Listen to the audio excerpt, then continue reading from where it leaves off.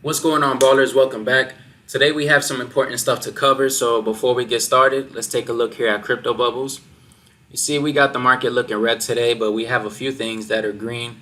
We got SUI up 3%. We have XMR also up 3%. And we have WIF that was up about 1%. Fetch is down 6%. We have Tau down 7%. So if we take a look here at CoinMarketCap, we have the Fear and Greed Index at a 47.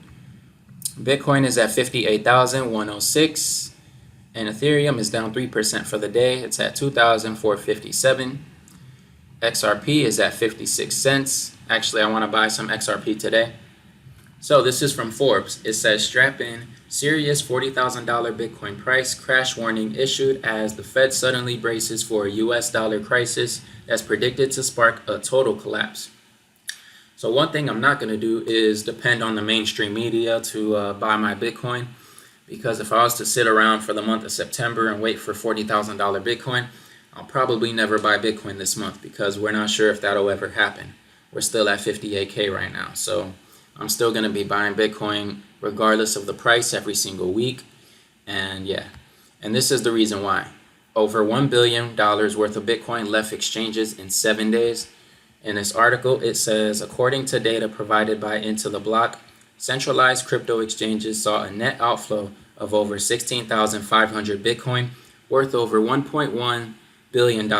So that's crazy right there. And just in 24 hours alone, around 2,200 Bitcoin left these platforms. So that right there is just nuts. So knowing that this much Bitcoin is being purchased and taken off exchanges, why would you want to wait for a price that's potentially not even going to come? Ethereum activity hits all-time highs as fees plunge 99%. So as we see on-chain activity reaching new highs while fees are down 90+%, it's definitely bullish. And we know that these fees are just getting lower and lower, so that's better for us. And we really shouldn't be focused on the dollar amount when it comes to the price of Ethereum. Also, Ripple. Ripple is going to add smart contracts to the XRP ledger. And in the article, it says cross-border payments company Ripple announced it will add smart contracts to the XRP ledger developer ecosystem. Ripple announced that the move would open various use cases for users, builders, and entrepreneurs. It aims to attract developers to use XRPL's expanded capabilities. According to Ripple, smart contracts feature is set to go live in the coming months, which is very good news. XRP breaks past key resistance, and Ripple announces plans for Ethereum-compatible smart contracts. Ripple gears up for Ethereum-compatible smart contracts on the XRP ledger, which should boost functionality. And Ripple plans to use the XLR network for cross-chain token transfers. So this is really good news. If we take a look at XRP, just within the last month, it's up about 3%, so it has been holding its price. This article says Ripple's lawyer criticizes the SEC's use of crypto asset security as fabricated terms. So the SEC warned it may challenge FTX's use of stablecoins for creditor repayments, citing crypto asset securities. And this post on X says the term crypto asset security is nowhere to be found in any statute, and it's a fabricated term with no legal basis. The SEC needs to stop trying to deceive judges by using it. And the SEC really needs to get their act together because they're just trying to do everything to butt in. Elon Musk's AI Colossus goes online, and it really is colossal. So in this article, it says Colossus is now touted to be the most powerful AI training system available. This number is based on the number of graphics processing units powering the model. One X user pointed out the actual scale of this development, surpassing every major model released to date. By comparison, OpenAI's most powerful model uses 80,000 GPUs, and XAI is at 100,000.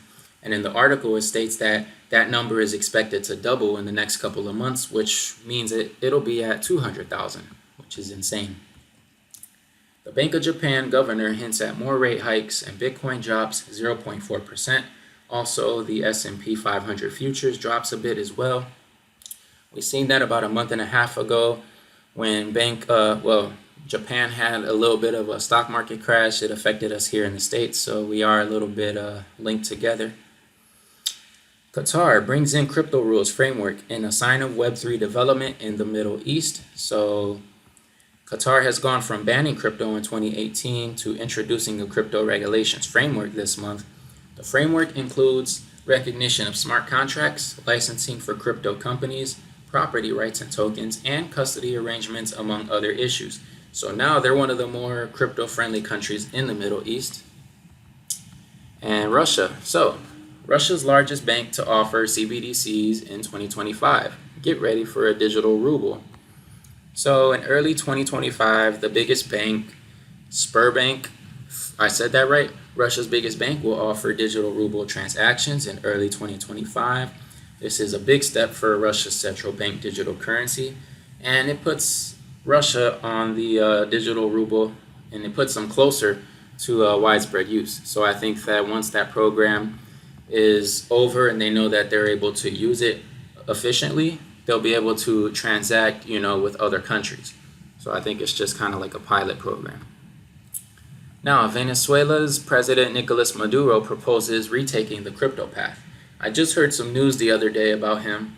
I think that the U.S. took one of his jets in Cuba, so that was interesting. But anyways, I think that the Venezuelan economy as well as the people will benefit from taking the crypto path.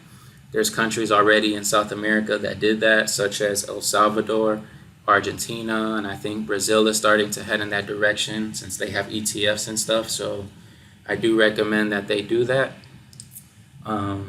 So that'll be good because their economy is in terrible shape right now. They're going through some of the world's worst hyperinflation. They got cash that's literally in dumpsters and people don't even want the money because it's so worthless. So I think that's a great move. So if you enjoyed the video, please give it a thumbs up and subscribe, and I will see you in the next one.